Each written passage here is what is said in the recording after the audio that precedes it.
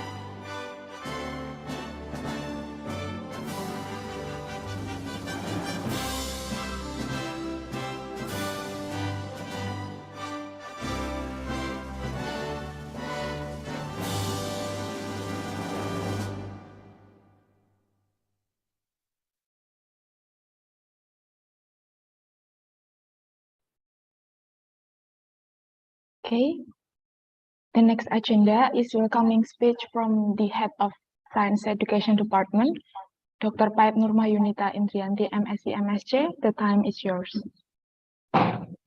Thank you very much, Yunita, for the time. Bismillahirrahmanirrahim. Assalamualaikum warahmatullahi wabarakatuh. Good afternoon, everybody. The Honorable, our speakers for our guest lecture, Professor Minsu Ha, Ph.D. from Gangwon National University, South Korea. The Honorable, our Dean, Faculty of Teacher Training and Education, Universitas 11 Maret, Dr. Mardiyana. And also, I welcome some teachers, science teachers in Solo Raya that come from Surakarta, also Sukoharjo, Karanganyar, and Boyolali. Thank you very much.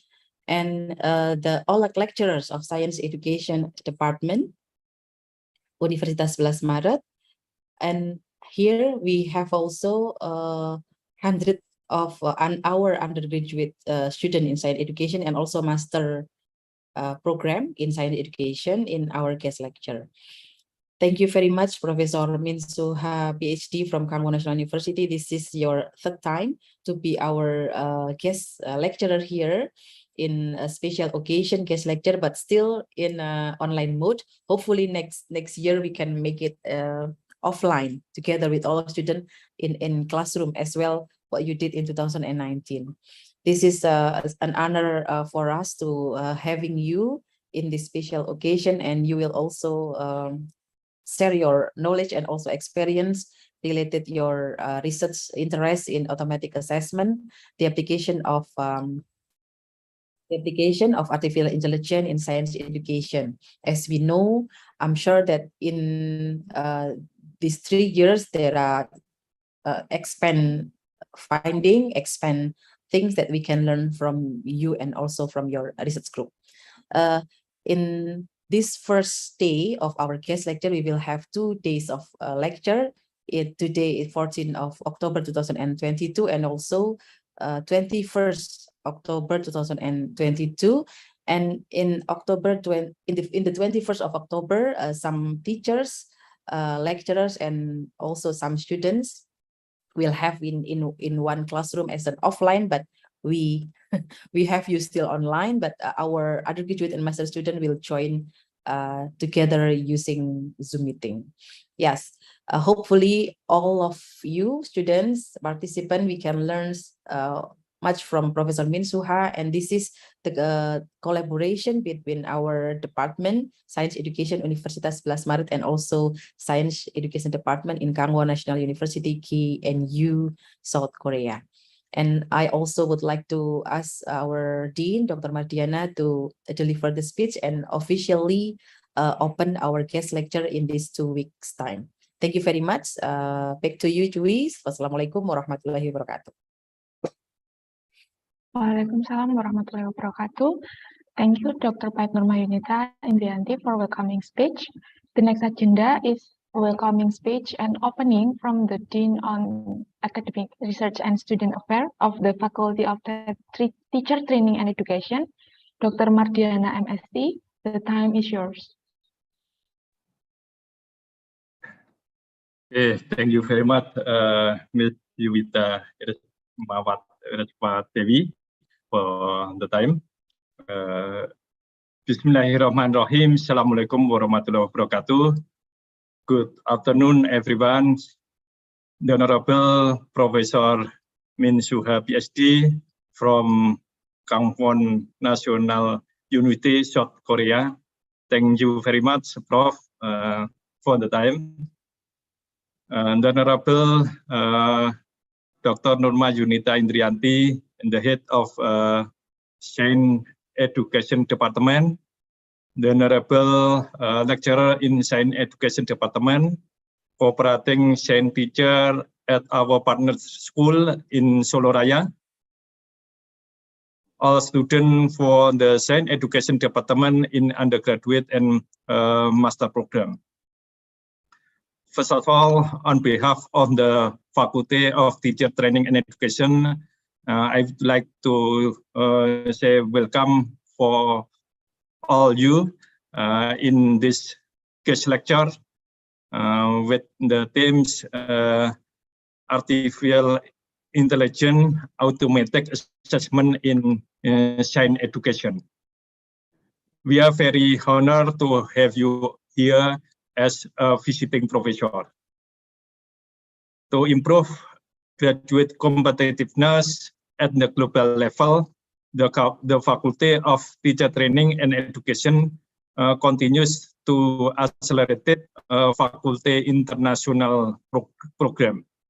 The program is managed by the Department of Science Education, collaborated with your research group in Kangwon National University. The program is in line with UNS effort toward world-class university. One of the FKIP UNS internationalization program is the visiting professor program. We invite top scholars from partner universities to share their expertise and experience. On this occasion, our students have learned a very interesting and essential topic: automatic assessment in science education. Hopefully, next year we could invite you to come again to Solo as we meet in 2019. We do hope the partnership between Universitas 11 Maret and Kangwon National University could go further, joint research and publication and others. Thank you very much for your knowledge and experience sharing. We look forward to meeting you again in person in Solo. Based on the committee request, by saying Bismillahirrahmanirrahim, this guest lecture is officially open. Thank you very much. Wassalamualaikum warahmatullahi wabarakatuh. Waalaikumsalam warahmatullahi wabarakatuh.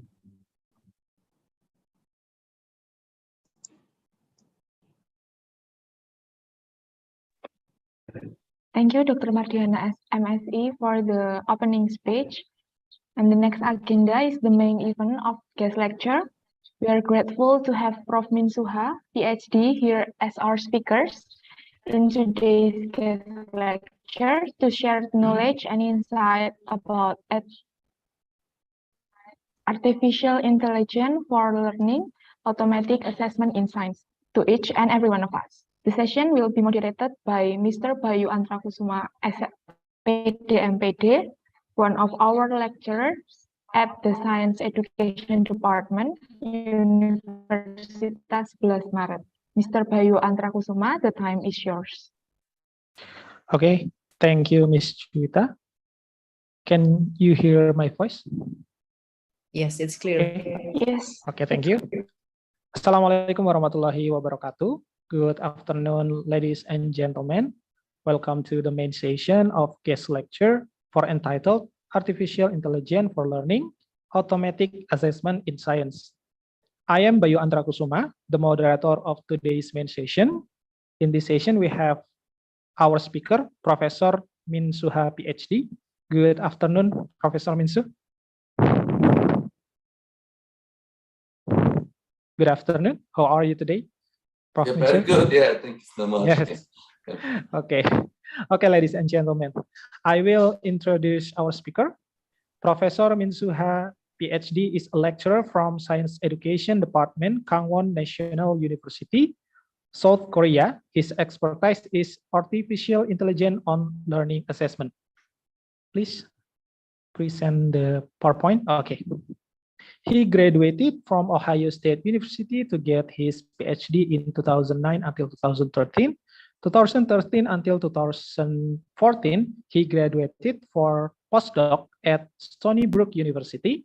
And from 2015 until now, he is a lecturer at Kangwon National University, South Korea. Before we start, I would like to remind you about the rules of main session. Okay. Duration of the session is 100 minutes, 60 minutes for presentation and 40 minutes for Q&A. All of participants should rename their account as year of your class _ The participants have to attend the all session day 1 and day 2 in order to earn certificate. During the presentation from Prof. Minsu, all of participants should mute their microphone. All of the participants can write the question in the chat box and the moderator will read it for you in the Q&A session.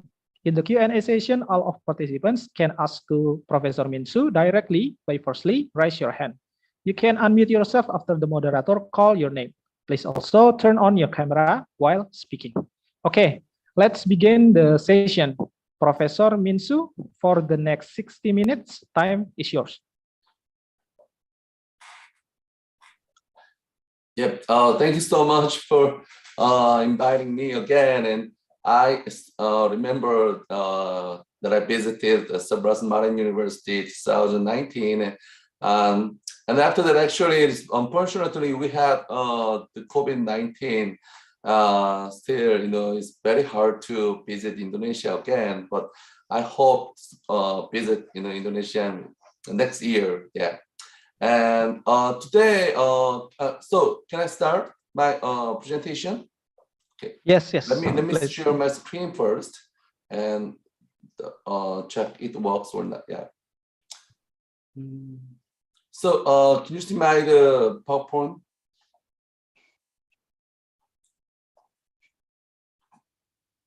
Yeah. So today and the next week, we'll talk about how we can use AI and machine learning method for the teaching, science, or general in education. So I have studied this topic since 2009 when I joined my PhD study. And still, I'm very actively, working on this topic. And also this day, I'm working on how this method can be used for Indonesian language. So I invite my student, Sarah. Sarah, so can you hear me? So I invite my student here. So, if you have any question, then you can search Sarah MF, yeah, and you can ask your question to Sarah as well. And then, today I'm going to talk about assessment design first, and then next week I will talk about how we can use AI for grading, and we actually prepare very little activity for you. And now I checked the number of participants. It's about 2007. It's very good number to test our system. So because we will have around 200 responses. I don't know, how much you guys use the open-ended assessment, but if you have experience to use the open-ended assessment, you must understand how painful you are to grade the 200 responses.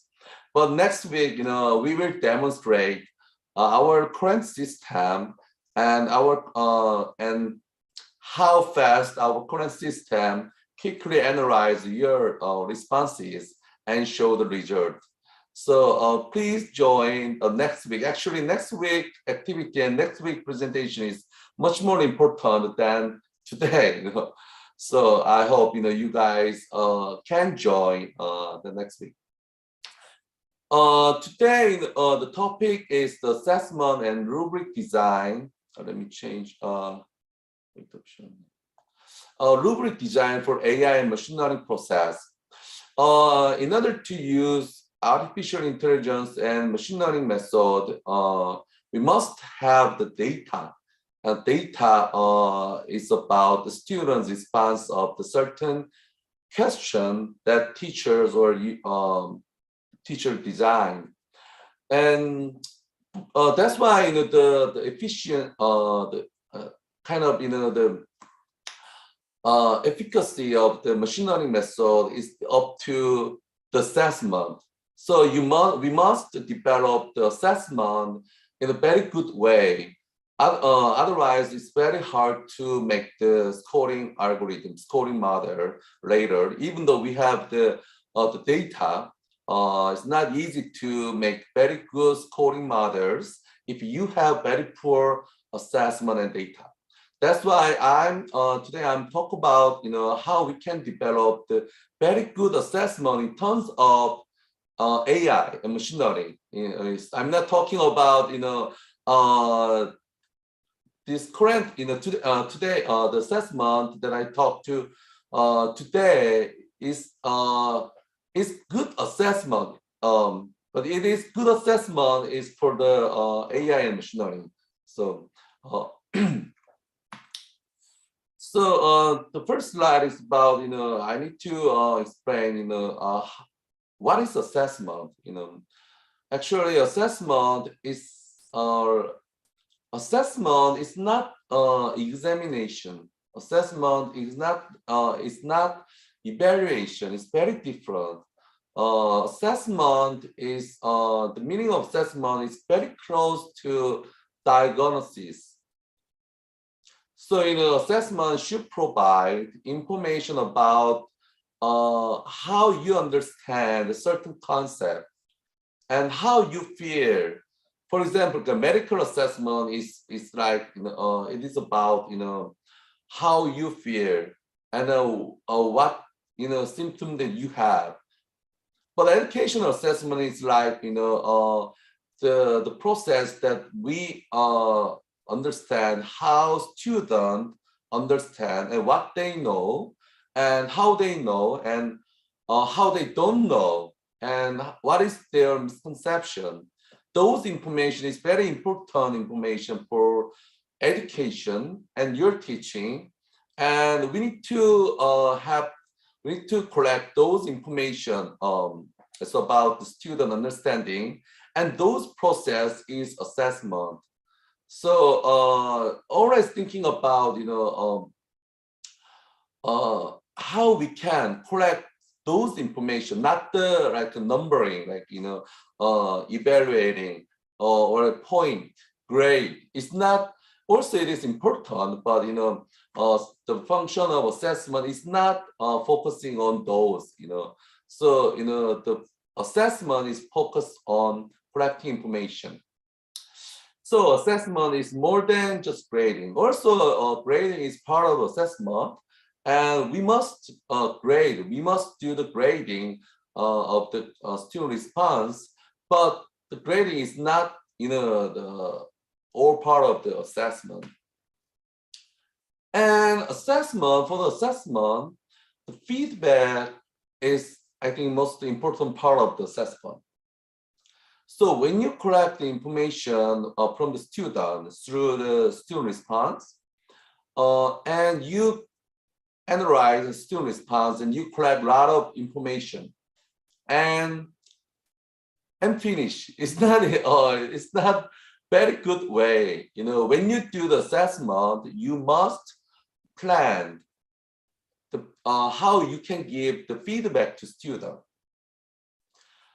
Even though student do not expect your his or her teachers give the student the feedback, then you must prepare the feedback like a plan. The feedback means that the information that you can give the student, also you can give yourself about the assessment. For example, when you do the assessment and then you collect the student responses and analyze the response, and still you find out still many students do not understand a certain concept, has the problem with the class, and then and then you need to inform that information to someone. So student, if you believe in student need to know, individual student need to know their progress, then you need to give them the feedback to individual student. Or if you believe, this result must be informed to your head, or if you're a teacher, your head or your colleague or yourself, so that you can develop your class, your teaching based on the assessment. Those are feedback, but mostly feedback is for the students. So always I'm thinking about we need to prepare the plan for feedback to student after assessment. So feedback is the important element of the assessment, and even though you do not have plan to give your feedback to your student, you must make the feedback plan, you know. So in order to make feedback, absolutely, the teacher are required to assess student idea first. Yeah. So, you know, when you design your assessment, you need to think about, you know, how your feedback also, you know, you when you design your assessment, you feedback also importantly, you know, considered. So students improve their learning through their interaction with feedback. Actually, feedback is like, you know, communication between teachers and students. So here, you know, when you think about, you know, fast feedback and delayed feedback. For example, delayed feedback or fast feedback means, you know, in your classroom. So now you're teaching. Usually, you know, the classroom hour is around 14 minutes or, you know, 15 minutes, right? So in the end of your teaching your class, if you have, you know, like 10 minutes left, you can give the question to the student. It's like we call it formative assessment. So usually, you know, in the end of your class, you give the assessment, one question or one or two questions, and students answer, and you quickly analyze the student response and give them the feedback. For example, you know, oh, you're very good job, or you know, you have some weak point, so you need to make up this like section of the section, kind of, you know. So this is the feedback, and fast feedback, immediate feedback means in the classroom or in a 1 or 2 hours later. But delayed feedback means, you know, think about, you know, your class. You meet the student, and next class maybe, you know, usually, you know, 1 or 2 days later, or you know, 1 week later, you know, you can meet the student again. Then, you know, you can give feedback to student maybe after several days or, you know, 1 week. Then, you know, when you give the feedback, we call it delayed feedback. You know, mostly, you know, most of students already forget, you know, their answers, and maybe some students already forget many things, like, you know. So usually, you know, fast feedback has the higher education effect than delayed feedback. And also, you know, sometimes in many scholars discuss about the fast feedback, delayed feedback, and mostly, you know, fast feedback has the higher education effect.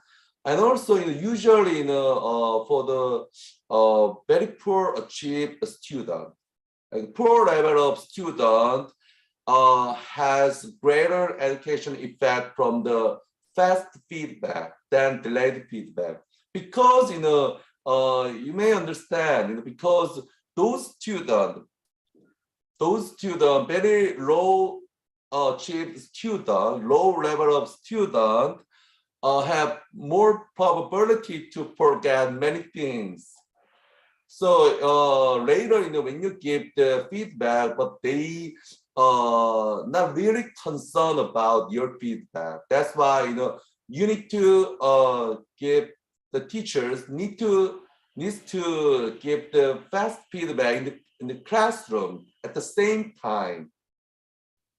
That's why we need the AI, because, you know, when you use open-ended assessment, and if you have, you know, 13 or 30 or 40 students in your classroom, you cannot analyze the student response in a second, very short time. You cannot analyze. That's why, you know, you guys must have the AI system or other very good system to analyze student response.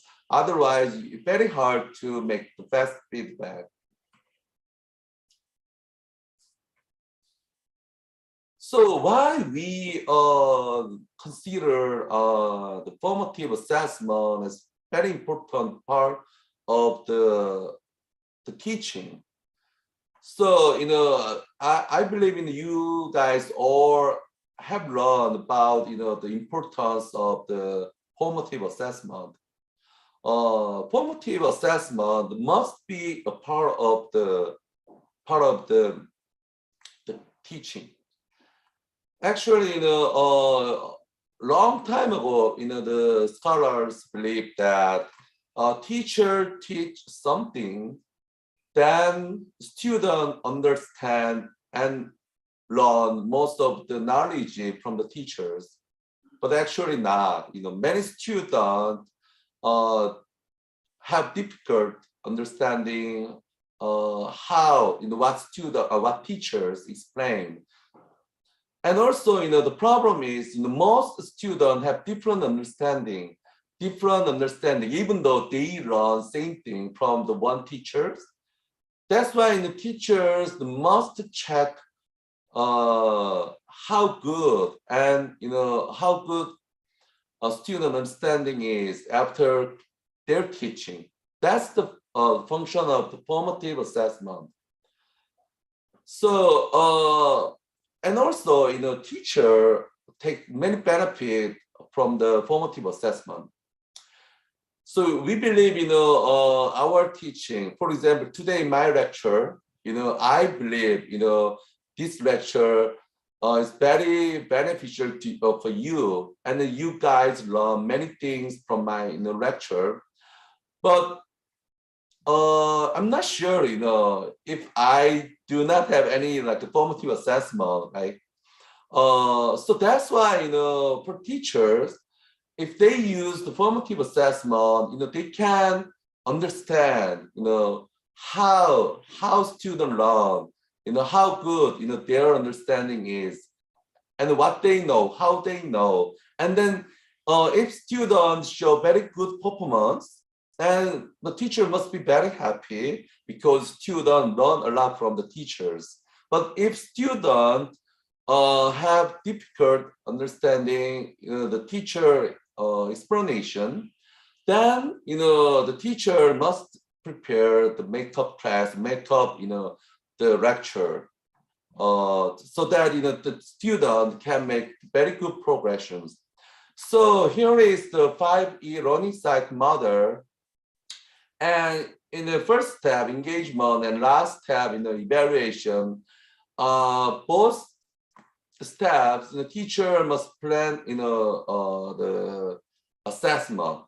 But actually, this model, this figure explains evaluation must be part of each step. So evaluation, actually, it is not really evaluation. This is, we must put the assessment, but evaluation start E, so they put the evaluation here. But evaluation is mostly about grading, but assessment is more fit this 5E system, but the all must be start with E. Anyway, yeah. Evaluation assessment must be the part of each step. So teacher consider the evaluation, as the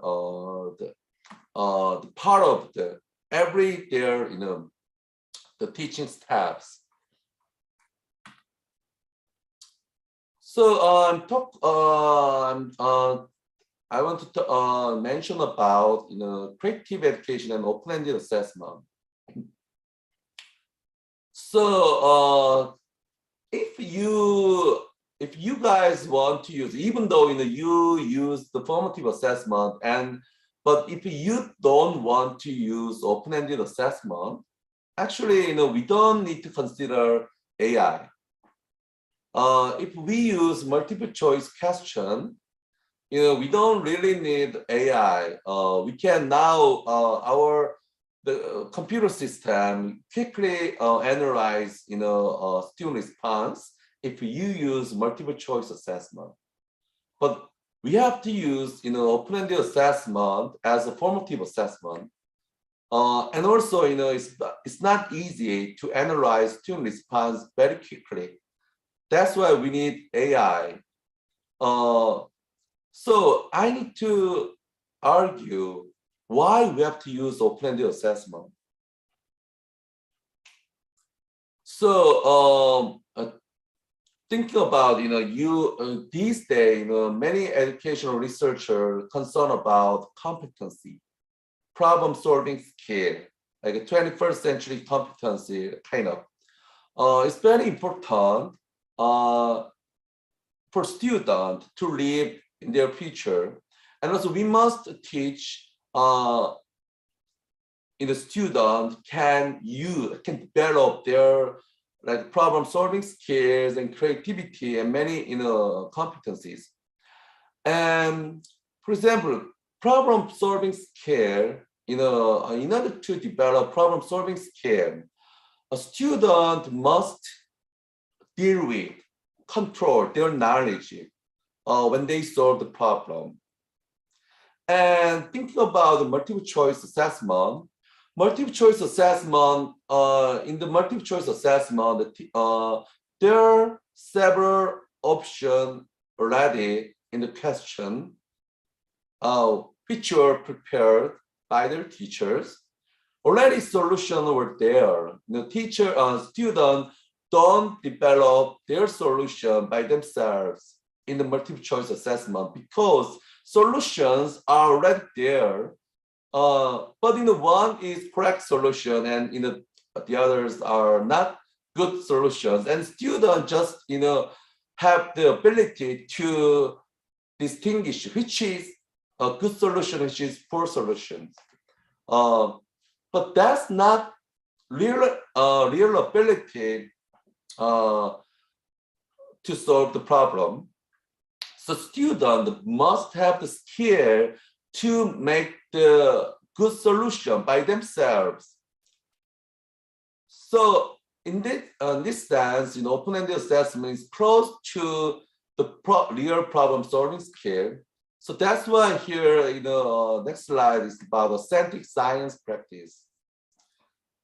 For most multiple choice assessment are only capable of exposing very small set of problem-solving process. For example, when you have problem, we need to recall their knowledge and assemble their knowledge and to make the good solution, good explanation, and use the explanation to solve their problem. But again, in the multiple choice assessment, there are already the solutions there, and they can only differentiate which is good solution is which is the bad solutions, and this is totally different mental process. So if you give the student multiple choice assessment, students are not able to develop their problem solving skills, which is most important competency of the 21st century competency. So in order to develop students' problem-solving process, we must give them the open-ended assessment. For example, when students have the open-ended assessment, they are able to build their scientific explanations and argument skills. And these days, there's so many informations, and students must be able to organize and utilizing their information. So, with the open-ended assessment, students have the chance to use and organize the scientific information. So this is very important. And also, these days, communicating skill is very, very important. And, when with the multiple choice assessment, there's no way to communicate and write their own, explanation using their own language. So in terms of communication ability, open-ended assessment is very good assessment format. So how what is being assessment? So what I'm talking about what can be assessed with the open-ended assessment. So here is the kind of for time, and maybe there are many others assessment domain. But for example, like memories, like vocabulary, or like scientific concept, the language. Also, it's important things to be assessed, and their attitude also. They like the science, or they don't like science. Usually we use Likert scale assessment, like for example, the assessment is like do you like science? How much do you like science? Okay, I'm really like science. I don't like science. Just check their the scale. But real attitude, for example, their emotion and their careers, what they want to do, or if they need to talk about, if students need to talk about what they want to be, we can give them like multiple choice question. For example, like the option 1 is scientist, option 2 is like like some engineers. But think about, we can just give the open-ended assessment, right? Do you like science? How much do you like science? Tell me about how good you like science. Or tell me about what you want to be in the future. Then students just write, I really like science. I like I enjoy scientific experiment and blah blah blah. And in the future, I really want to be an engineer, biotechnology engineer, and so that I need to study biology and engineer. Then teacher can easily understand, this student really enjoy science and also later want to be an engineer. So everything is done, right? Very easily we can understand student attitude, emotion. But multiple choice assessment, Likert scale assessment is very limited. So it's very easily, so we can easily analyze the result with the multiple choice assessment, but we cannot collect very good information from the data. So that's why it's to analyze student attitude, also multiple choice assessment is also very good assessment. And knowledge, yeah. So most of the participants are from science education department. So you are easily understand, right? Most of the question assessment is about knowledge. So for example, like I'm biology education major for me. So can you explain about how plant make mass? So how plant grow up? So then student just write, but it's very very common about else, chemistry, how like just tell me explain about like the chemical bonding, like hydrogen bond. Just very simple question, and student put their knowledge there based on their understanding, and you can easily understand how students know. And competency is more complex, but not easy to analyze. But still, we can use our the assessment, open-ended assessment to test the competency. For example, like we can give them the question about some complex argumentation task.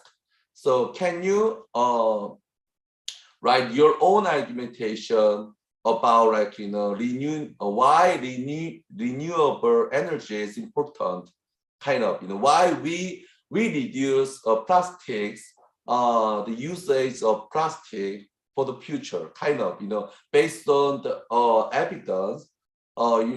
Please put your argumentation. Then it's kind of a competency. So it must be very long. The answer is longer than knowledge, right? So those are something that we can access, and the very important information from the student. So our system, our AI system, mostly focus on this one, knowledge. But later we can use this system to test and assess student competency. Also, if you are interested in, you can use this system to collect information about student attitude. But memory is not really, we don't really need AI, but still this is important. And then so I need to talk about the rubrics.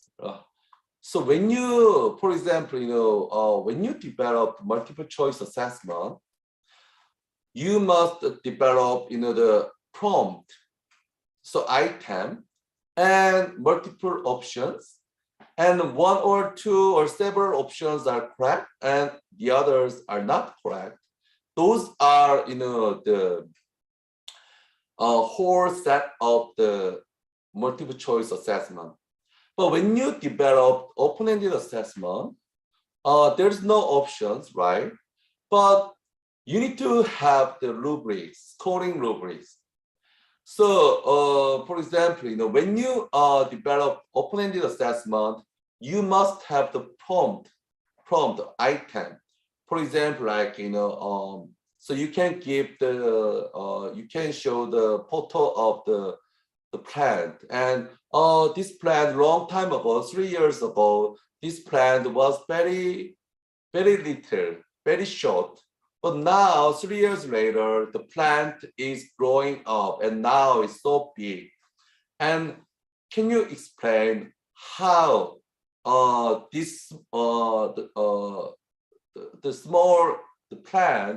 how small plant grow up and to be such a big plant? So this is kind of the item. So quickly you can make the item, but student response is very diverse, and that's why you need to make the plan to grade, to analyze student response. That's the rubric. So actually, when you make the open-ended assessment, it is easy to make the prompt, but it's very hard to make the rubrics, because when you need to consider, you guys are always thinking about such a diverse student potential responses. And also when you develop the rubric, even though you have the rubric, and then you collect the student response, then you might need to change or revise the rubric again based on the student response. So rubric can be changed later when you have the data. Anyway, rubric is most important part of the open-ended assessment. So here is two types of rubric, and one is holistic and another one is analytic. So but both are important, right? Both are also has the benefit and the pros and cons. Both are there's no right and wrong. But if you consider AI, if you consider that your score data, your data will be used for AI, artificial intelligence. In terms of that situation, we always need to thinking about analytic rubric. But for example, if you just if you don't consider the AI, holistic rubric has many benefits, many advantages. because or sometimes holistic rubric is very quickly and easily make the student response easily make the student the grade like the number, the score of the student response. So holistic rubric sometimes good, sometimes analytic rubric is good, but if you consider machine learning method, you need to always thinking about analytic rubric. So here is the explanation. For example, when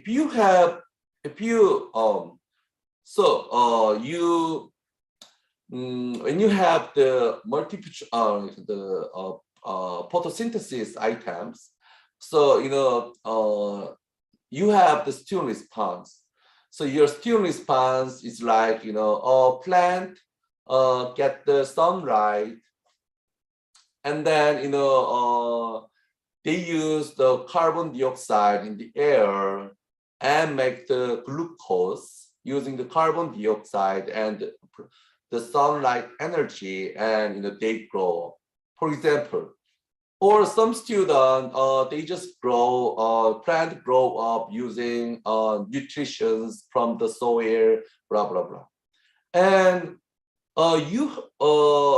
if you have expertise, you must have expertise to create a student response, right? Because you're teachers, so you know the correct answer and you know about the concept. So when you see student response, and you can judge overall like achievement of the student response. So you believe, okay, this is very nice explanation. Okay, 4 point. This is it's not really bad, but quite a little bit good, then 2 point.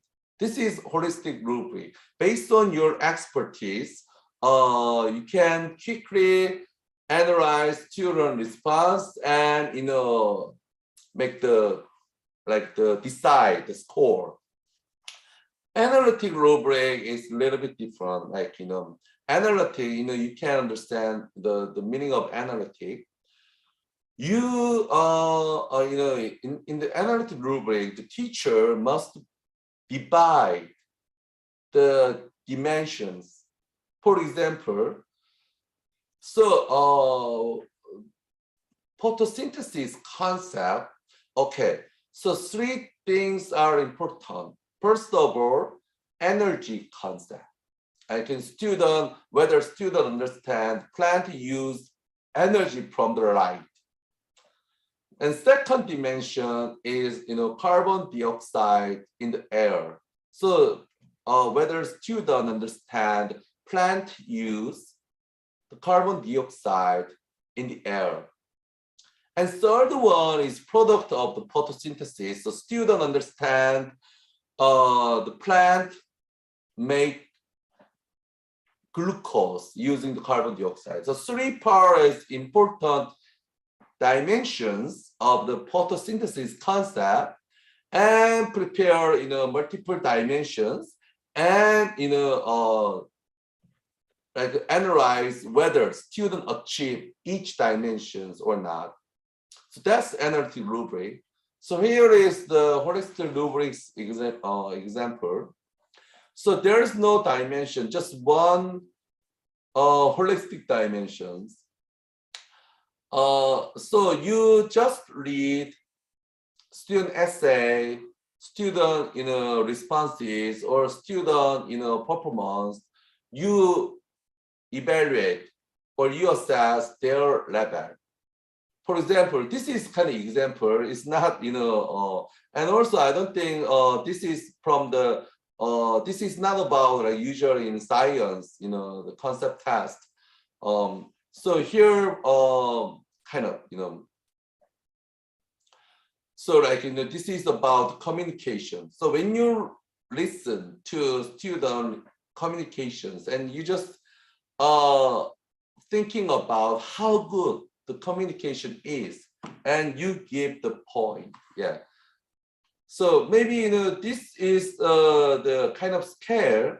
But instead of the written scale, you can just put the numeric scale, just 4, 3, 2, 1, kind of. This is holistic. Holistic, sometimes very useful when you have some complex items. So you are not sure you can divide the dimensions because the item is very complex. Then it is recommended to use holistic rubric. And when I evaluate my student, like final exam, I always use holistic rubrics because I'm not interested in analyze student response and make important feedback to student. I just want to check how good they are and make the scores. That's the purpose of my final exam. So I don't really need analytic rubric, just I need the score. Then we don't really need analytic rubrics. We just have the holistic rubrics. But for you have the plan to give the student the feedback, diagnostic feedback, and formative feedback, then you must have analytic rubric. For example, when you have the holistic rubric, so one student asks you, and want to know why the student have such a score. Then if you have holistic rubric, it's not easy to explain why you get the 2 point, why the student get the 3 point. Not easy because the rubric doesn't have such a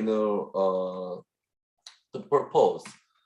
So if you have the analytic rubric, it's more diagnostic, more formative. Feedback can be prepared for the student. For example, this is an example of the written communication, and then, for example, like student response. So you can divide each dimensions.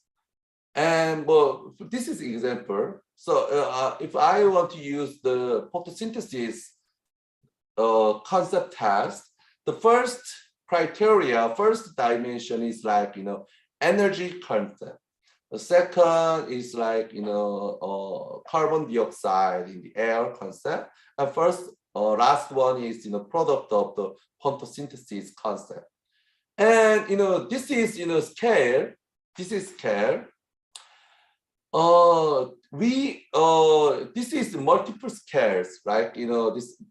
If we use the numeric scale, this is 1 point, this is 2 point, this is 3 point, this is 4 point. This is numeric scale. So, but we don't really need multiple scale, multiple classes. We don't really need, if we, yes or no, it's like single scale, right? Single class. So 0, 1, 0, 1, 2. Yeah. So if you have the partial credit, partial score, you must have the multiple classes. So, but if you have multiple scale classes, sometimes if you have the multiple classes data and want to use AI and to train AI and to develop the AI scoring model, you must have very big size of the data. So I always recommend, if you consider about the AI, then you must have the single class rubric. So don't consider like multiple classes, a single class rubric. And then you need to very like a small dimension. You need to divide your dimension in a very small scale. So you need to divide this dimension and like a very small level of the dimension, and then the scale, like the class is like multiple. So 0, 1. I got the multiple, like the single 0, 1 scale. So yes, no, the scales, and you need to prepare multiple dimensions. Then later, when you train the scoring algorithm, each dimensions will be the kind of, you need to develop the scoring algorithm for each dimension. So when you have the 3 dimensions of the analytic rubric, for example, like a sunlight dimension, later you need to develop the sunlight dimension scoring models. And though the model will be used to decide this response has sunlight energy idea or not. Then, how many, scoring models we have in this scale? We will have the 3 scoring models. So again, to sum up, so analytic rubric, you divide the dimensions, and each dimension you must have the scales, like classes, and you can have some multiple classes, but later if you have the multiple classes, it's not easy to develop the scoring models because you must have very big size of data. So if you have the small size of the data, it's recommended to use a single class, so 0, 1. Then if you want to have the single classes, you must have many dimensions. If you have very complex items, so multiple dimensions and single class is good analytic rubric in terms of AI. So here is the slide of holistic rubric and analytic rubric comparison. Yeah. So holistic rubric is only one dimension, but analytic rubric has multiple dimensions. So again, which type of it's kind of formative assessment for my lecture. So if you understand my lecture, you can easily answer this question. So what's the answer? Yeah, that's the analytic rubric. And within analytic rubric, multiple dimensions and single classes is always good way for the machine learning. This is an example.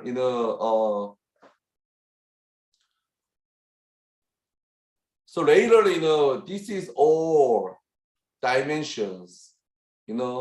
This all dimensions. Later, when you train the scoring model, when you use AI, you will train scoring models for this one. So if you have this item, how many scoring models?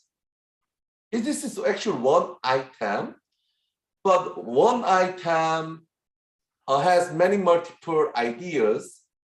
So that's why this is multiple ideas, right? So 1, 2, 3, 5, 8, right? Yeah. 6, 7, 8. Yeah. 8 scoring models will be used to grade one student response. So, when you have the data, like such a, score data, you can develop 8 scoring models for this item. And you use 8 scoring models to analyze student response, then you will have such a, the data after, using your scoring model. So you, so also, in order to make the scoring model, your scoring rubric is like that. So we prepare some very small activity. Actually, I don't know, we have very time, but we will meet next week, and I think it's good opportunity to discuss about this one, right?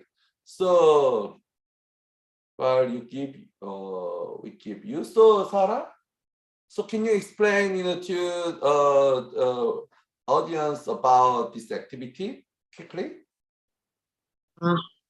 Thank you, Professor. So actually in this special lecture, we have prepared you some activity. The first activity is like we will give you opportunity to make a rubric, and then I will send the rubric template. Maybe okay. Maybe I will send to Ibu Nurma the rubric template, and then it can be administered to you.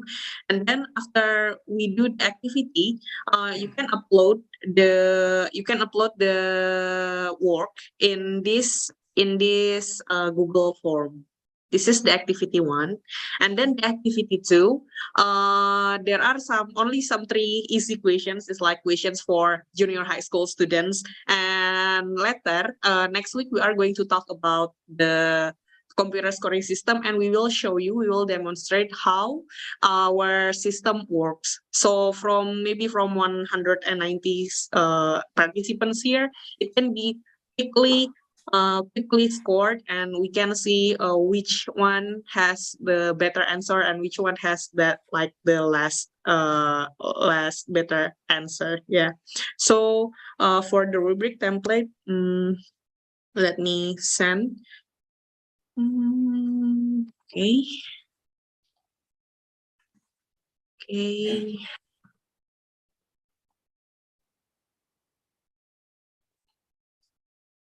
So that's the link you shared in the chat room, right? This is the link for uploading the work letter. Yeah. Yes. The template sent to me, Mbak Sarah? Yes, I will send to Ibu Nurma. Or maybe I can upload it somewhere so you can download it directly from the Google Drive. There are 2 options for you to get this template. Then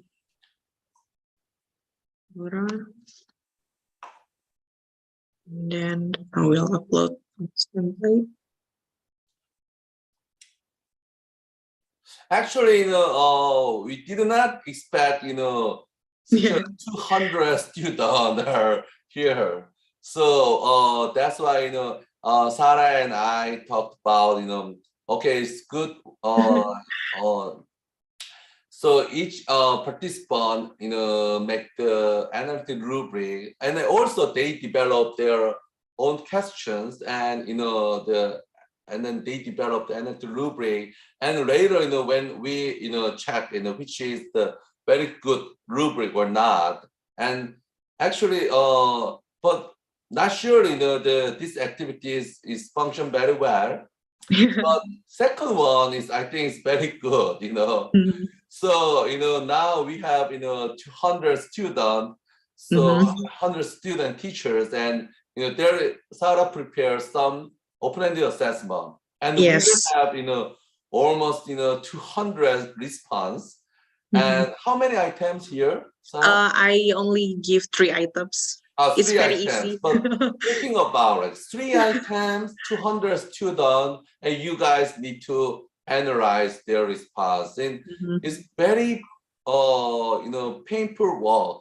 But next week we will demonstrate how our system work to analyze the student response, so very quickly, and then you guys, if you guys write our system, and still, you can use, if you're a teacher and you have many data to analyze, then you can use, and Sarah has the system. So like only 1 minute, right, Sarah, to analyze? Maybe for 200 students, yes, 1 to 2 minutes. Yeah, 1 or 2 minutes, you can analyze the response. And so please expect and join the next week. and hope you can join these two activities. And in the meantime, I think almost 60 minutes gone, so we can have the question and the answer time for question Q&A, and then in the meantime, you guys can answer this one, like the open-ended assessment and the analytic rubric workshop we have. So can we? So actually, this is last slide. So today, talk as I prepare these slides for today. So next week, I will move to the next PowerPoint.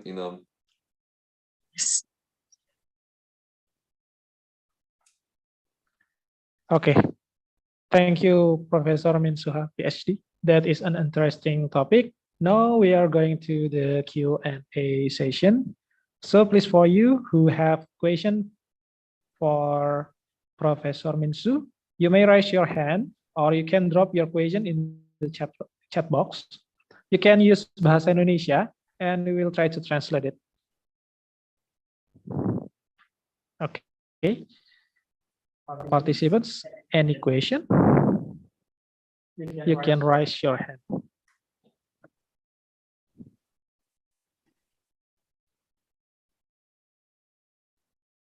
You can also ask in Bahasa Indonesia if you want about assessment, about the rubrics, and then later you will go with the assignment, with the exercise from Professor Minsu Ha.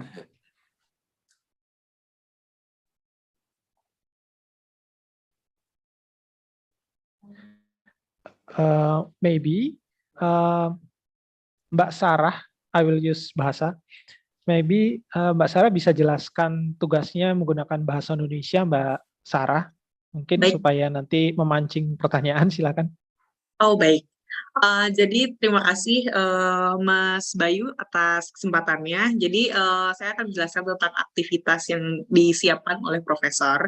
Yang pertama adalah karena hari ini kita semua telah belajar bagaimana cara membuat rubrik. Mungkin kami ingin teman-teman juga berlatih untuk membuat rubrik. Setelah di activity one ini, jadi teman-teman bisa membuka ada link di mana teman-teman bisa mendownload template dari spreadsheet yang berisikan tugas untuk membuat rubrik ini. Jadi yang pertama, apabila teman-teman telah membuka linknya, di halaman pertama ada pertanyaan mengenai fotosintesis. Jadi teman-teman akan diminta untuk terima kasih. Jadi di dalam halaman ini nanti teman-teman bisa membuat analytical rubric yang bisa menilai konsep fotosintesis. Lalu di pertanyaan kedua, teman-teman bisa membuat pertanyaan yang sesuai, yang bebas, terserah teman-teman, bisa dari expertise teman-teman sendiri. Mungkin di sini ada yang kimia, ada yang jurusannya kimia atau fisika atau ya. Nanti setelah teman-teman membuat rubrik dari semuanya IPA. Oh, semuanya IPA. Oh, berarti kalau semuanya IPA bisa fisika juga ya, bisa kimia juga ya. Nanti apabila teman-teman sudah membuat rubrik di dalam spreadsheet ini, teman-teman bisa membuka bit.ly special lecture UNS 1. Di situ saya siapkan link untuk mengupload rubrik ini gitu. Nah, di sini ini adalah activity 2. Lalu jadi ada 2 link yang saya berikan. Yang activity 1 ini tempat teman-teman untuk mengupload rubriknya. Nanti ada nama, instansi email, lalu halaman selanjutnya untuk mengupload rubriknya. Ini aktivitas pertama. Mungkin kita akan mereview rubrik yang telah teman-teman teman-teman buat. Nanti selanjutnya akan juga direview oleh profesor, mungkin beliau akan memberikan feedback sehingga minggu depan kita bisa belajar gitu dari aktivitas ini. Lalu aktivitas yang kedua, di sini saya dan profesor juga telah menyiapkan beberapa open-ended questions di mana teman-teman bisa menjawab 3 pertanyaan. Sebenarnya pertanyaan ini ditujukannya untuk adik-adik di SMP dan di SMA, sangat mudah sekali. Jadi ini bisa dijawab. Lalu minggu depan ketika kita mengadakan aktivitas kembali, akan saya demonstrasikan bagaimana cara bagaimana kami menggunakan sistem kami untuk menilai dari hampir 200 partisipan ini dengan automatic scoring yang cepat seperti itu. Mungkin sebenarnya aktivitas ini bisa dilakukan saya akan kembalikan bagaimana baiknya ke moderator. Ya, apakah dilakukan ketika sesi ini, apakah dilakukan setelah sesi ini, saya kembalikan kepada moderatornya. Okay, we have one question. Yeah, we have one question from the chat box. From Ahmad Ruswandi. How AI can be used in paper-based assessment? Does OCR know mature enough to read any student's writing style? I think it's very important, but we need to understand. For example, still many in a classroom use the handwriting activity, right? But thinking about most of the document, 99% of document, official document, is in a computer typing document, right? So student must be able to type, like computer typing. But actually in Korea, we still, in classroom, teacher give the handwriting activity. And these days, students don't have the much opportunity to type the a response or the computer. Then that's why these days the typing abilities, students' typing ability is getting down. But thinking about without typing abilities, students cannot make any good document. Most almost 100% of important document is typing in the computerized document, not the handwriting.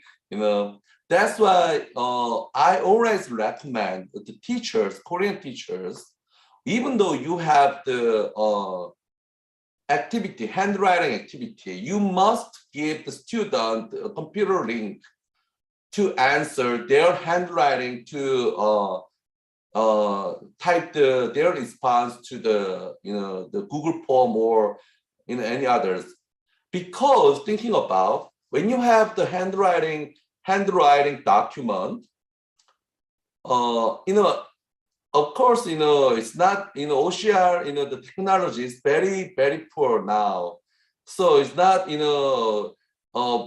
poor, but, still we need to understand, we need to give the student to opportunity to type their response. The handwriting, is very old. It's two disadvantages. One is that very hard to record the student's output.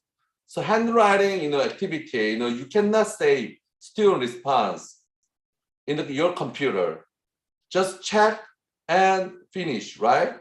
And later, you cannot find where student response is. Second one, the student didn't have the opportunity to type their response.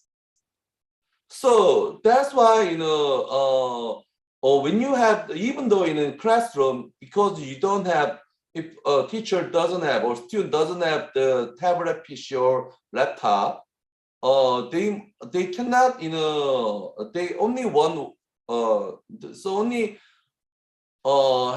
they can have only one, handwriting activity, but still, I believe, they must have the computer in their home. So the teacher give the student the assignment to type their response to the link. Then teacher can save the student record, and also easily analyze student response using AI. And also student can develop their typing skills. That's why we don't I think the developing OCR technology is not important. We need to still we are talking about the future technology, and still we have tablet PC and many computer the equipment. Then why we always thinking about handwriting? So you guys please don't thinking about handwriting activity, and now thinking about how we can make the data, right? Computerized data. So I think that's the very important question. But my answer is that forget OCR and thinking about how we can use Google Form and how we can transfer handwriting to computerize the text. Then we can move the next step.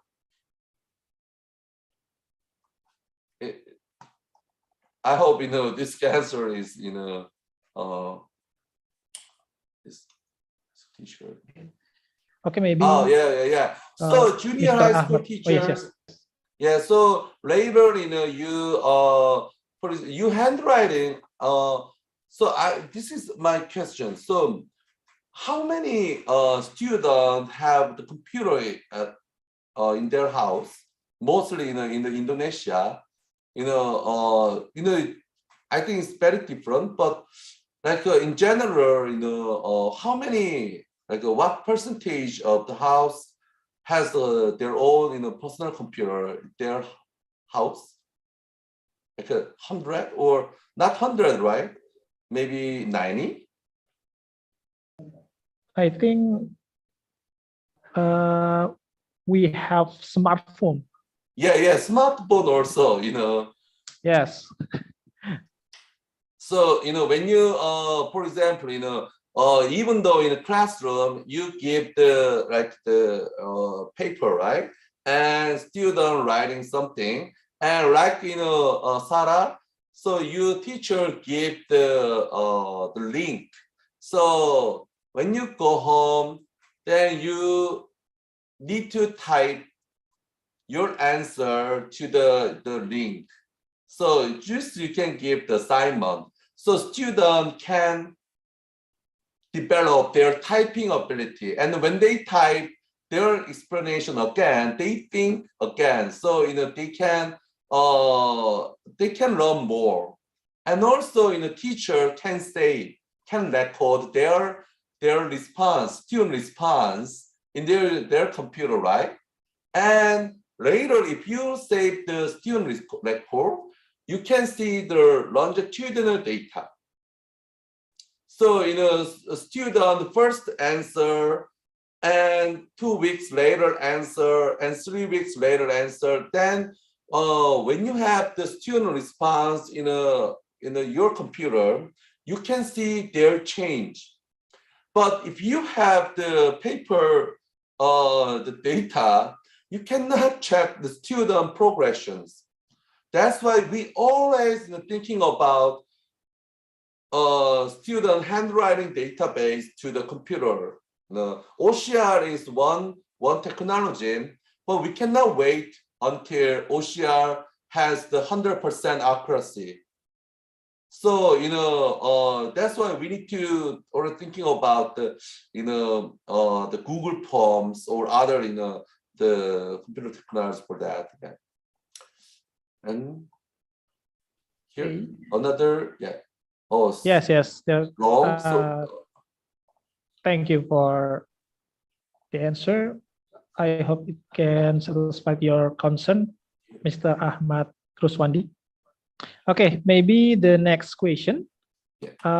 So Icha Desti, you can ask the question directly for Professor Minsu. yeah.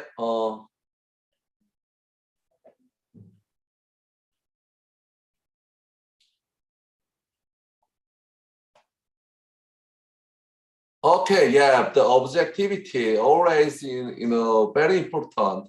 Yeah. So that's why we change like a mind. So for example, objectivity, I know if we use open-ended assessment, sometimes it depends on who grader is, and who, their general, how generous they are, many the factors.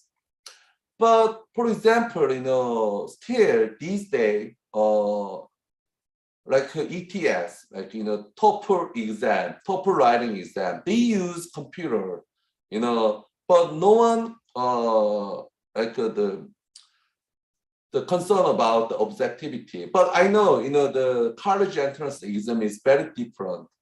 But thinking about, like, not right now, but thinking about, for example, if you give the open-ended assessment many times, so even though, one question has some,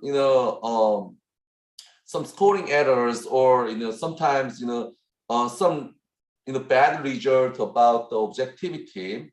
But if we can give many the time, many the questions to student, and then I think the impact of the such a impact of the objective some factors on the objectivity is reduced. So multiple assessment is only one. It's one of the way to reduce the impact of the factors on objectivity. But long time ago, when we developed the Evo grader, actually 3 years ago, I introduced the Evo grader.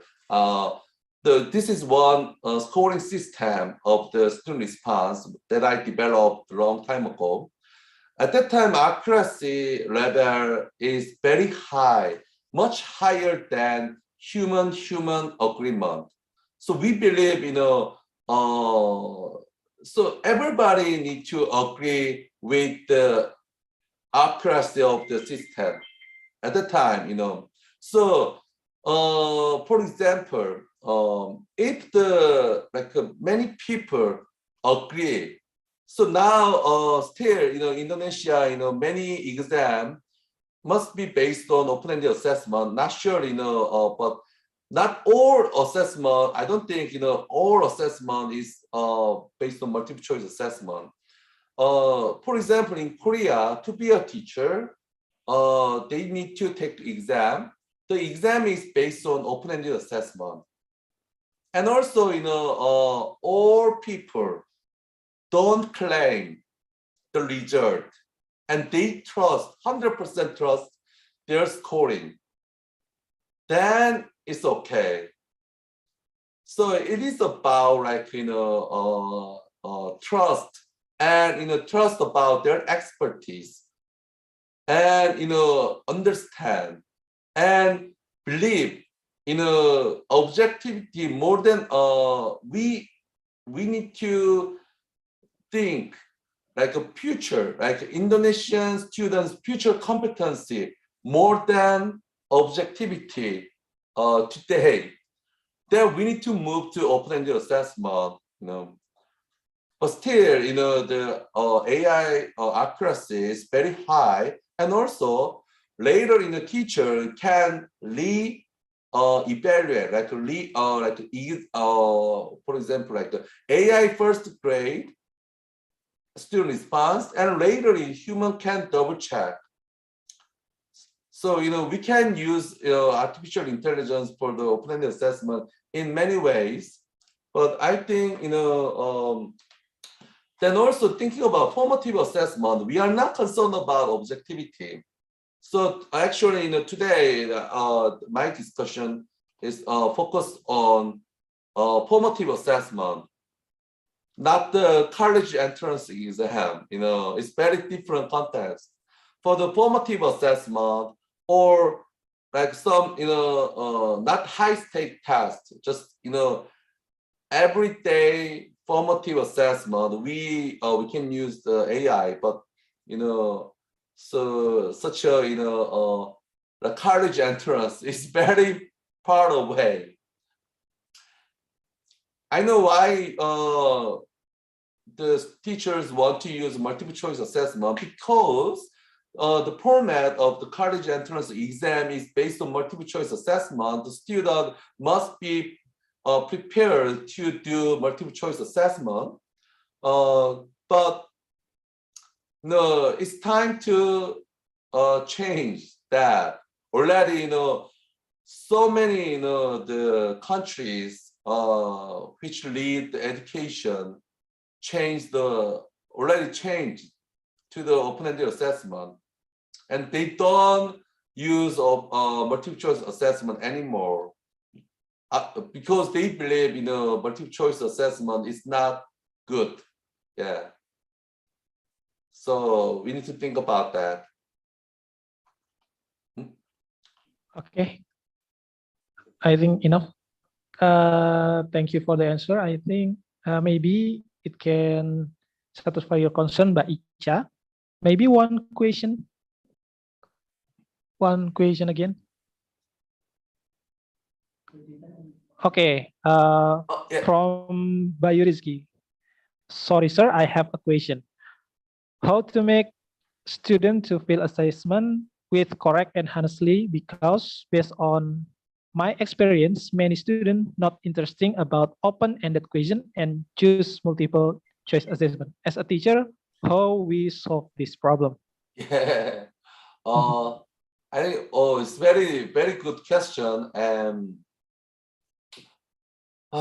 it's not easy to change the education, because kind of this is like inertia. Just we want to do in the same way that we have done. So now for example, suddenly a teacher gave the open-ended assessment and student feel annoyed to answer and to type. So ask the teacher, please give multiple choice question. But so that's why the teacher need to persuade the student, understand this educational method is more important than your old method for your future.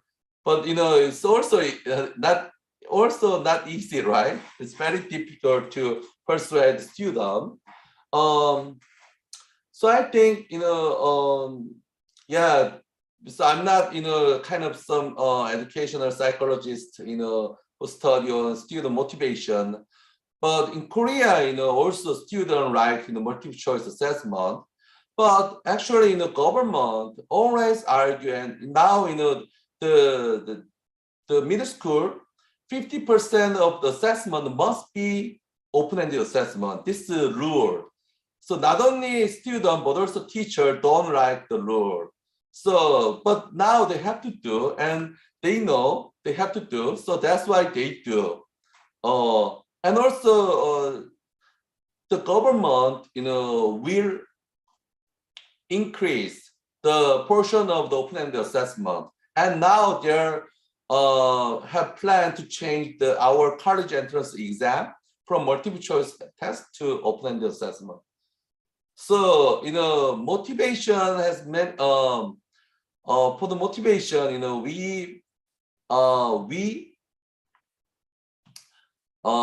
we can use kind of extrinsic motivation factors. So for example, the teacher decide, portion of the multiple choice, or the principal of your school or government, so that's why the leaders is important. Yeah, so just decision. Yeah, but not easy to change a human mind. I know. Yeah, it's very hard to change, but yeah, we have to do. That's the something we need to understand. Yeah. Okay. Any feedback from Mas Bayu? Yeah, we have same problem. Yeah. So, and we don't have very good way. So only just changing the the examination plan and the lure, make the that's the only way. Yeah. Okay. Bayu, do you mean that the students here is you as a pre-service teachers that's not interesting to construct the multiple choice, or student because student at school, I think is based on the teachers what they have developed, right? But you as a pre-service teachers, for example, in micro teaching class, when you develop learning toolkits, and then there is the tool of assessment and something like that, you better to practice how to develop the open-ended, not to make the multiple choice one. I mean, this is the things that we can solve the problem that the students not have also hesitate to develop the open-ended questions. Hopefully it is based on your what you are thinking, Bayu. Bahasa Indonesia ya, Bu. Okay, that's okay. You can use bahasa. Oke, jadi tadi maksudnya udah nangkep sedikit bahwa emang susah untuk izin off cam ini putus, Bu. Jadi memang susah untuk merubah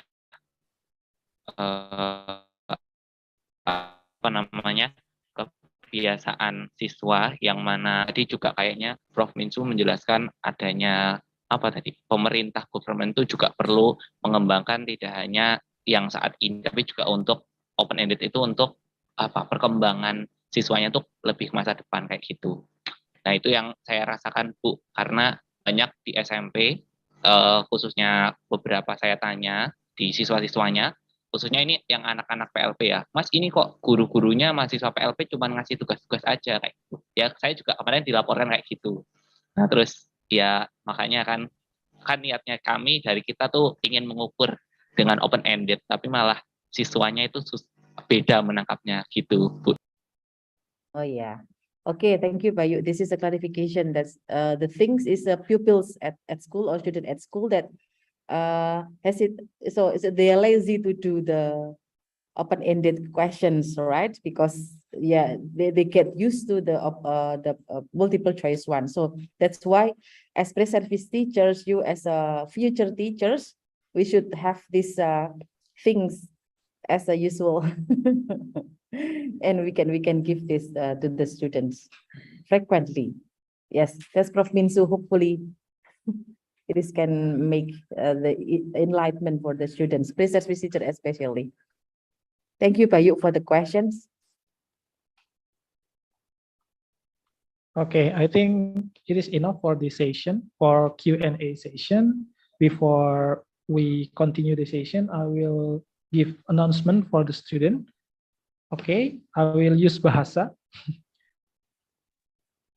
Oke, mahasiswa semuanya barusan sudah dapat tugas dari Ibu Farah, yaitu mahasiswanya Prof Minsu. Jadi silakan apa yang ada di chat box itu dikerjakan untuk membuat sebuah rubrik ya Bu ya.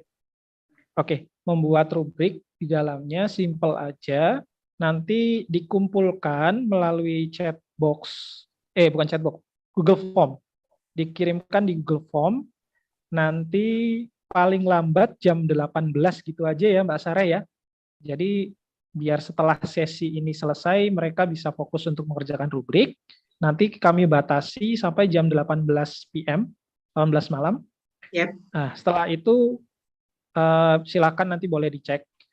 Nah, ini akan menjadi prasyarat bagi mahasiswa yang sudah hadir untuk dapat sertifikat. Kalau nggak mengerjakan, cuma hadir doang, tidak dapat sertifikat ya. Oke, nanti saya mohon bantuan juga dari Bu Nurma dan Pak Ajis untuk memberikan tugas ini menjadi tugas kuliah sekalian. Jadi biar mantap bebannya. Oke, itu ya. Oke. We will continue. Ladies and gentlemen, finally we are now at the end of the main session. And I would like to apologize if there are some mistakes. And thanks to all participants and distinguished speaker. We hope that we can see you again on day 2 of guest lecture. Miss Juwita? Okay, time is yours. Okay, thank you, Mr. Bayu Ancakusuma and also Prof. Minsu Ha for making this session such an interesting one. I would like to say thank you and highest appreciation to all the participants. We hope that the knowledge and insight we gained today will be useful for all of us, especially for the future teacher. So the next agenda is for taking picture. So please all the participants to turn off the camera. Turn on the camera, I'm sorry. Okay, well, turn on the camera. Prof means I would like to inform you that the student will submit the assignment from you and also from Sarah until 6 o'clock this evening.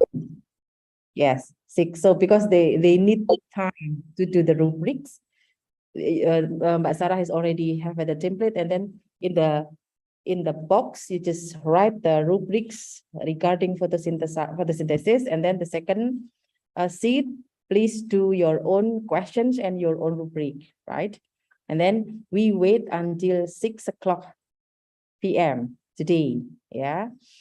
So I, Pak Ayis, and the team will also check the answers submitted to Prof. Minsu, to Mbak Sarah, and also to the study program. Okay, Yunita, now I'm sure that everyone is already on.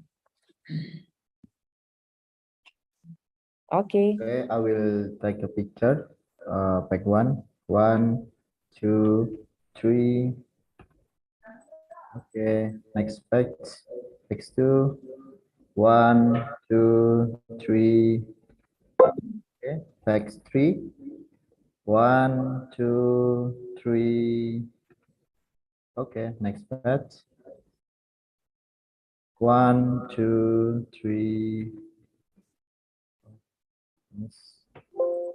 Okay, thank you, our photographer Rizky, for taking the photo of us. Thank you, Prof. Minsu, and also Mbak Sarah. See you next week.